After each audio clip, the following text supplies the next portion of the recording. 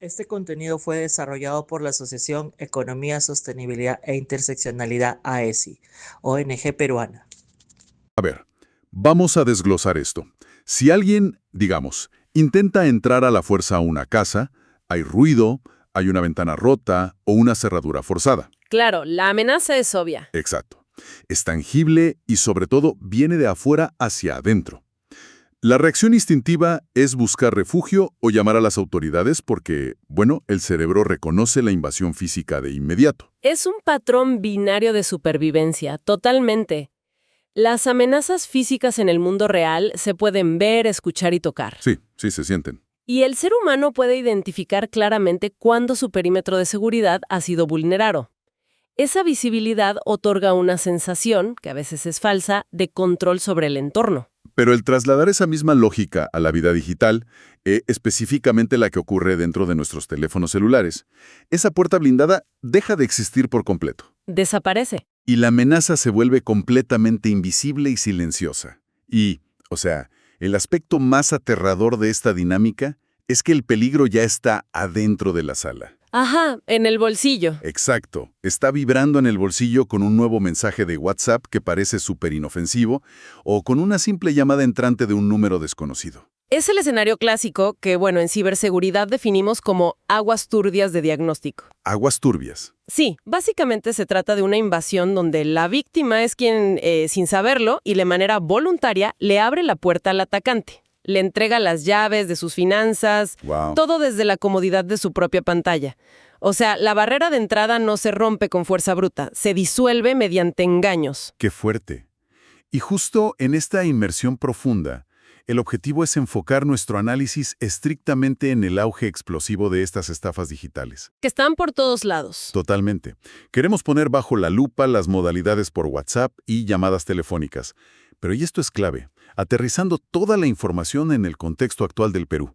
Un enfoque súper necesario para quienes nos escuchan. Sí, y para ello tenemos una pila de fuentes fascinantes sobre la mesa. Reportes técnicos del Centro Nacional de Seguridad Digital. Datos duros, muy duros, de la Divinat de la Policía Nacional del Perú. La División de Investigación de Delitos de Alta Tecnología, claro. Esa misma. Y también estadísticas recientes del portal Gobierno Digital y, por supuesto, la versión más actualizada de la Ley de Delitos Informáticos, la famosa Ley 30.096. El volumen y la calidad de esta información son críticos hoy en día. Las tácticas criminales, la verdad, están mutando a una velocidad asombrosa. Sí. Un reporte trimestral de hace, no sé, un par de años ya, resulta obsoleto frente a los mecanismos de extorsión automatizada que operan hoy en las redes peruanas. Y es por eso que la misión de esta exploración detallada es desmitificar el problema. O sea, buscamos quitarle el velo de misterio a la forma en que operan realmente estos estafadores cibernéticos en el país. Exactamente. La idea es armar a nuestra audiencia con el conocimiento técnico y legal necesario para identificar la trampa a kilómetros de distancia. O para saber exactamente qué botones presionar si ocurre lo impensable. Así es. Y todo esto evitando por completo la jerga técnica indescifrable, claro. Es que comprender los mecanismos es la única defensa sostenible. Antes de analizar un mensaje fraudulento, es imperativo entender las dimensiones del campo de batalla. Ajá. Lo fascinante de esto es por qué el ecosistema peruano se ha convertido en un terreno tan fértil, casi, digamos, un laboratorio, para estos ataques a gran escala. A ver, para visualizar este entorno, imaginemos un mercado tradicional inmensamente concurrido. Pensemos en el emporio comercial de Gamarra en pleno mes de diciembre. Caos total. Caos total, exacto. Históricamente, un carterista aprovechaba la multitud, chocaba el hombro de la persona y extraía la billetera física con una habilidad tremenda. Sí, clásico. Bueno, el ciberespacio peruano actual es ese mercado. Pero el carterista ha evolucionado drásticamente. Ya no le interesa el cuero de la billetera ni los billetes físicos. No, para nada. Ahora busca robar datos financieros, credenciales y contactos directamente a través de una pantalla táctil. Es un buen punto de partida, pero la diferencia verdaderamente aterradora radica en la escala. ¿Cómo así? Un carterista en Gamarra, por más hábil que sea, solo puede robar a una persona a la vez, arriesgándose además a ser atrapado en el acto. Claro, el riesgo físico. Exacto. En el entorno digital, mediante herramientas automatizadas, ese mismo delincuente está chocando el hombro de 10.000 peruanos simultáneamente, Contenido con fue un solo desarrollado clic. por la ¡Qué Asociación locura! Economía, O sea, la Sostenibilidad e masificación del Interseccionalidad ataque AESI, cambia por ONG completo las peruana. reglas del juego. Y los números del portal Gobierno Digital de 2023 lo ilustran de una manera que, bueno, hiela la sangre. Son cifras alarmantes. Citando los datos consolidados de Statista, resulta que el 25% de los usuarios de Internet en el Perú fue blanco directo de intento de suplantación o robo de datos. 1 de cada 4 personas conectadas. 1 de cada 4, y esto representa un aumento del 12% en apenas un año.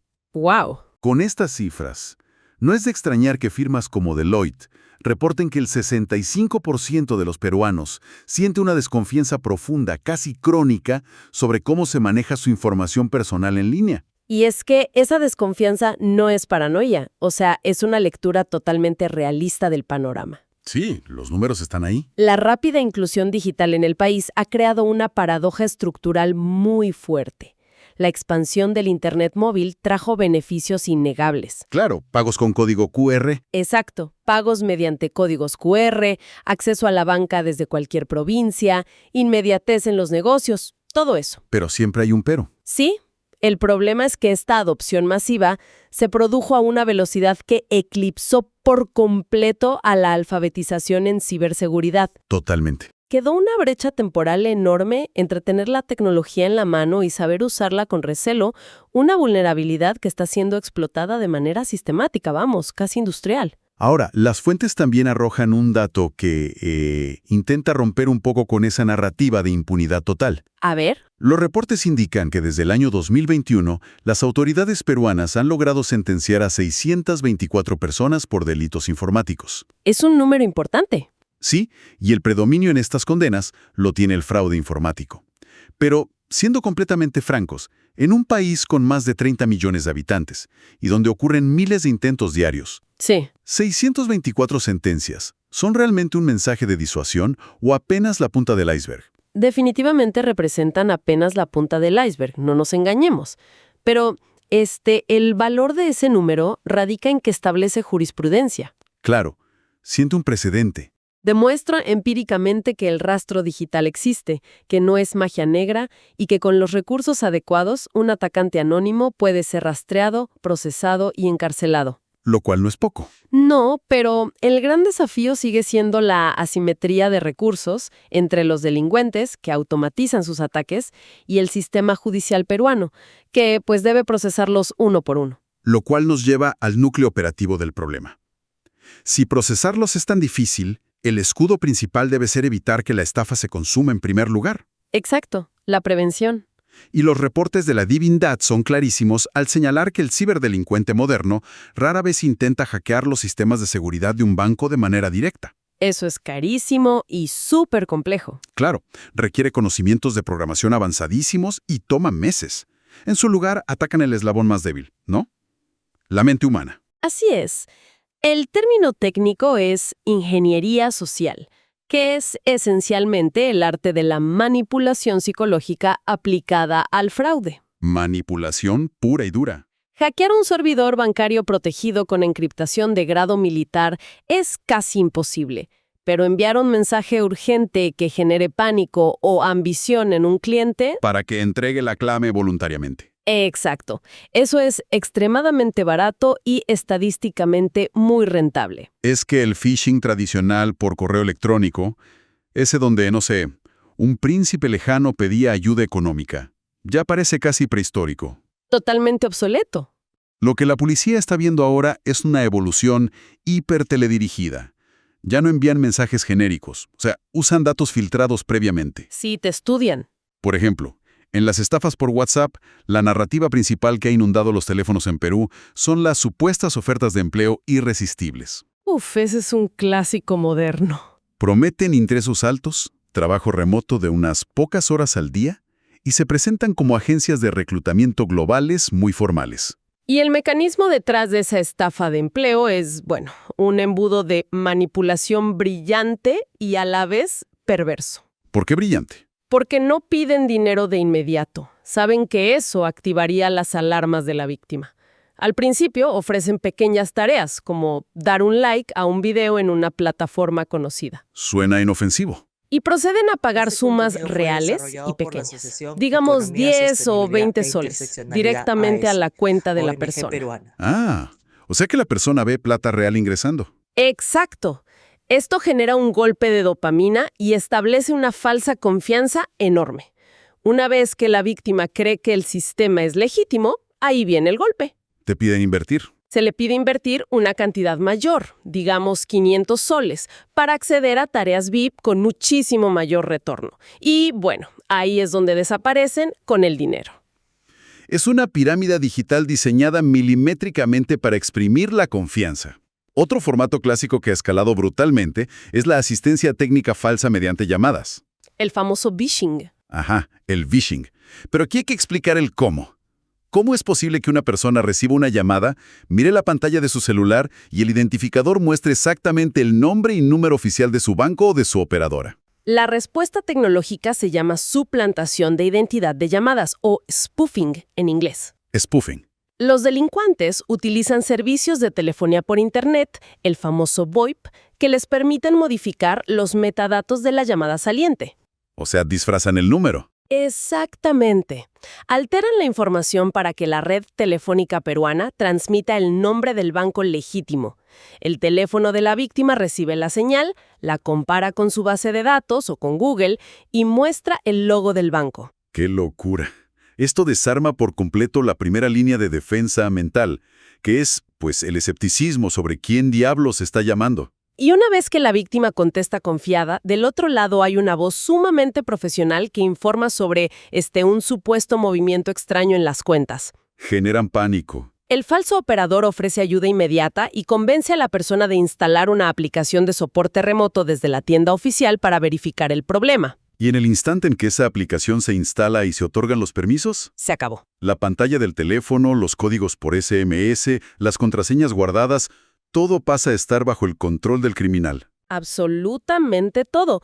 El celular se convierte en un dispositivo intervenido. Tremendo. Sin embargo, hay una variante que los reportes policiales en Perú marcan con letras rojas por su extrema agresividad. A ver, ¿cuál? Son los préstamos informáticos extorsivos, popularmente conocidos aquí como el sistema gota a gota virtual. Uf, sí.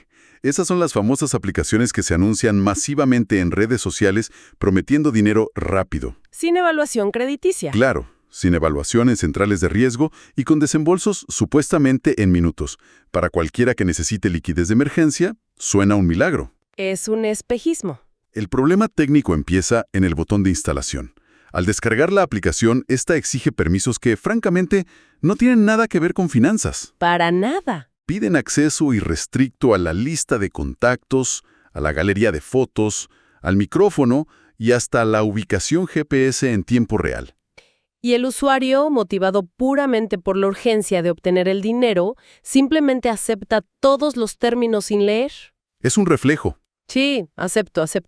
Desde un punto de vista técnico, la aplicación actúa como un caballo de Troya, extrayendo silenciosamente toda la vida digital de la víctima hacia servidores en el extranjero. Y ahí empieza la pesadilla. Posteriormente, los delincuentes depositan una suma significativamente menor a la solicitada, alegando cobros por comisiones invisibles, e imponen unas tasas de interés astronómicas. Con plazos de devolución de apenas unos días, además. Y cuando la víctima se retrasa o intenta negociar, se activa la trampa. Comienza la extorsión. Los estafadores utilizan la base de datos robada.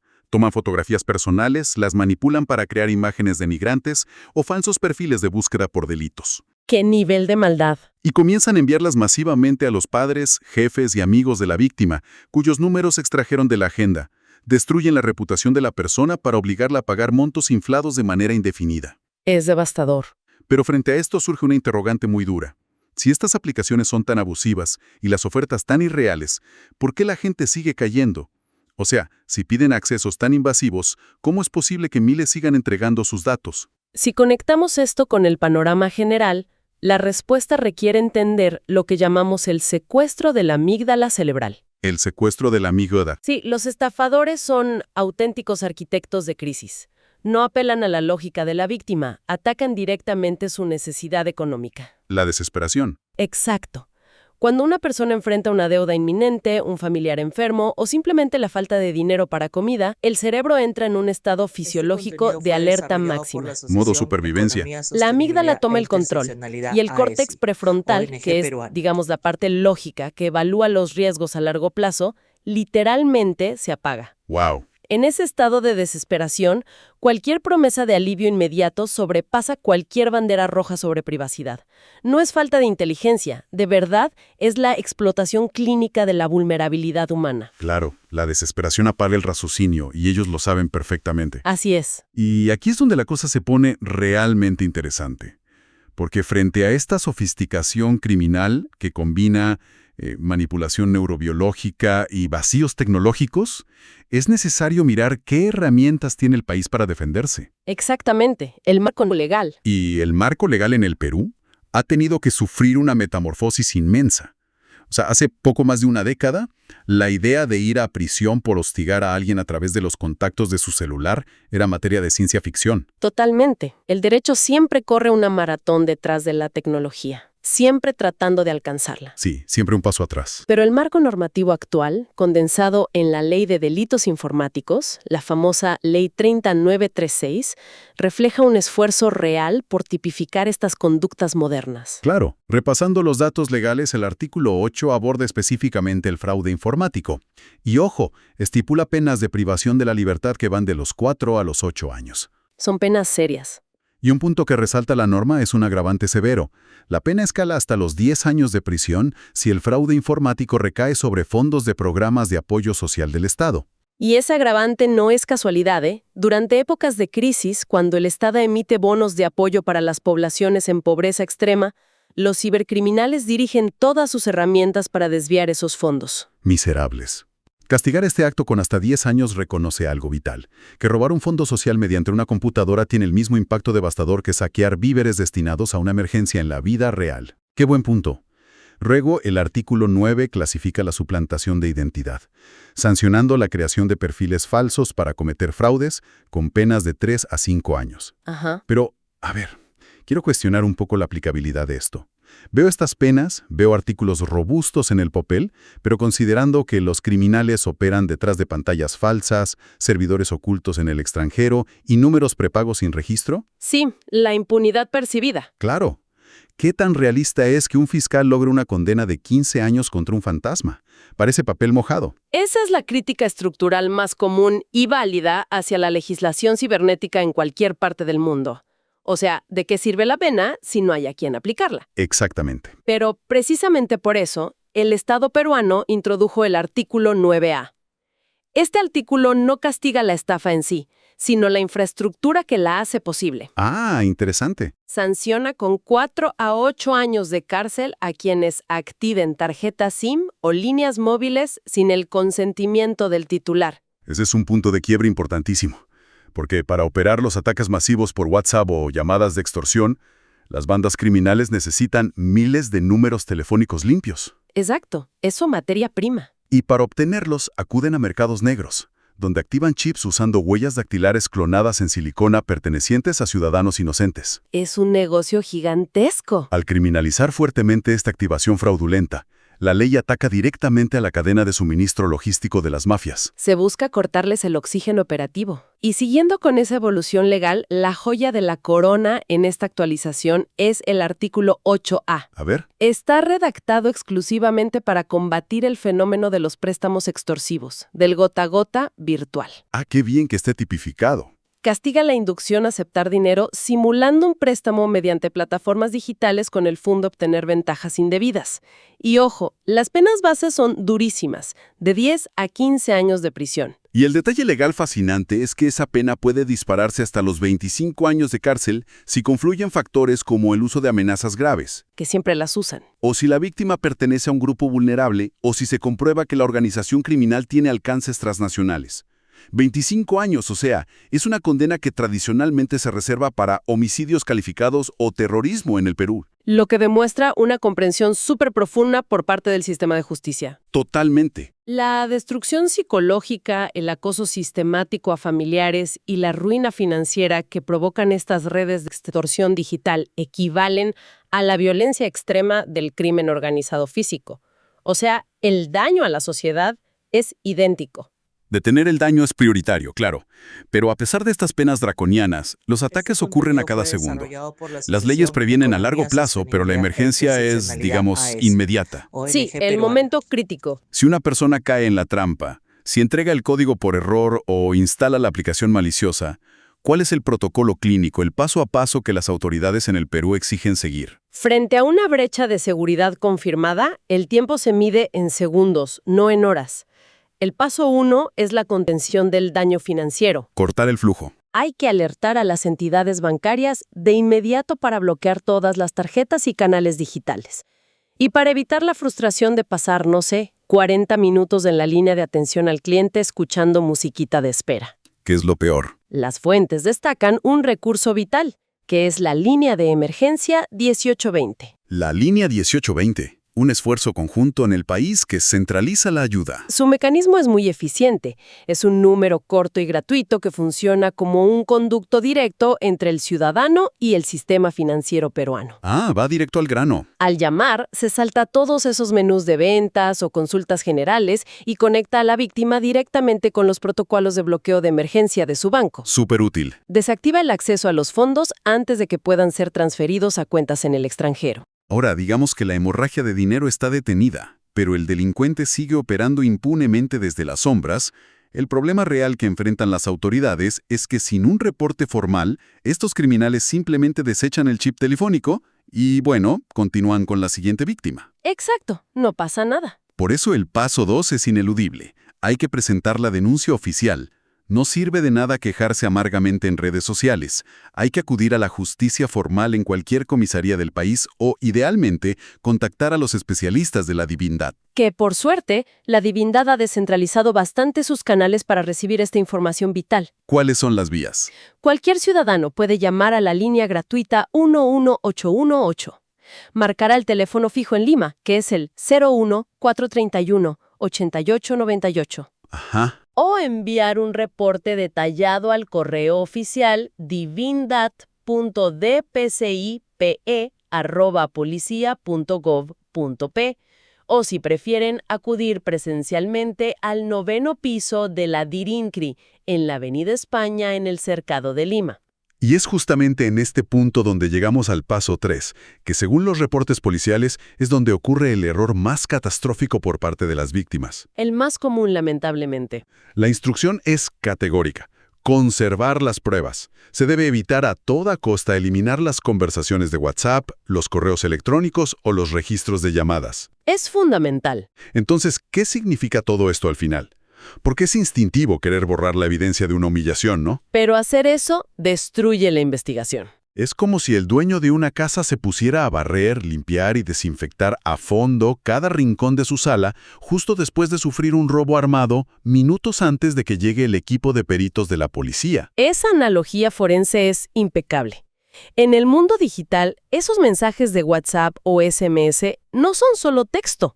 O sea, son el equivalente a las huellas dactilares y muestras de ADN. Exacto. Contienen metadatos cruciales, revelan direcciones IP ocultas, patrones de enrutamiento y horarios de conexión. Información técnica que nosotros no vemos, pero la policía sí. Totalmente.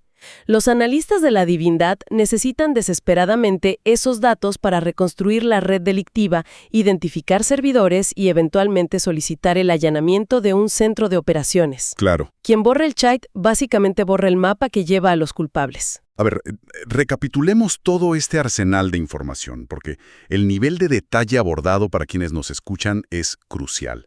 Primero, el escepticismo activo debe ser la respuesta predeterminada ante cualquier comunicación digital que intente generar pánico, urgencia extrema o ambición desmedida. Regla de oro. Segundo, la Ley 30.096 en el Perú demuestra que el Estado tiene herramientas severas con penas de hasta 25 años para perseguir no solo al que estafa, sino a toda la maquinaria que lo permite. Sí, la infraestructura. Y tercero, frente a la crisis, el protocolo es frío y calculador. Línea 1820 para frenar el robo bancario, contacto inmediato con la Divinat para denunciar formalmente y la preservación absoluta de cada bit de evidencia digital. Ejecutar estos pasos convierte a una víctima pasiva en un obstáculo activo para la delincuencia. Tal cual. Sin embargo, los informes recientes sobre prospectiva tecnológica de gigantes como Google obligan a levantar la mirada hacia una nueva amenaza que ya está asomándose en el horizonte. La tecnología avanza rápido. Demasiado.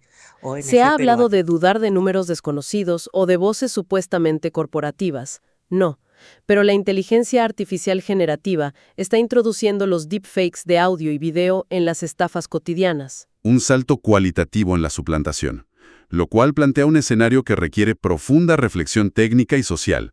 Los mecanismos de defensa actuales asumen que el ataque proviene de un individuo ajeno al entorno de la víctima. Sí, un desconocido. Pero esto plantea una pregunta muy importante.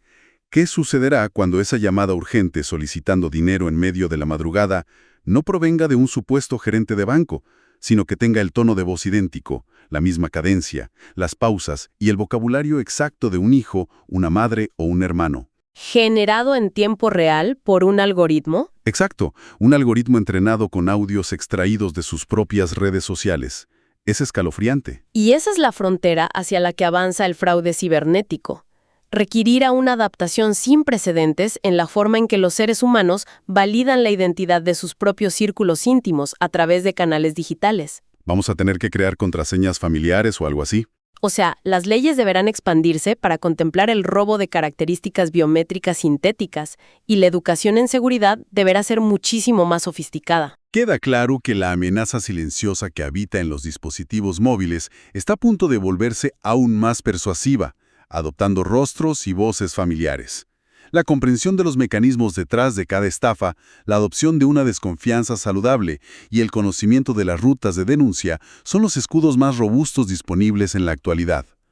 Hay mucho territorio por seguir explorando en el ámbito de la seguridad digital en el país, y el primer paso siempre será mantener la curiosidad analítica encendida frente a cualquier interacción en línea. Gracias a nuestra audiencia por acompañarnos en esta inmersión profunda. Este contenido fue desarrollado por la Asociación Economía, Sostenibilidad e Interseccionalidad AESI, ONG peruana.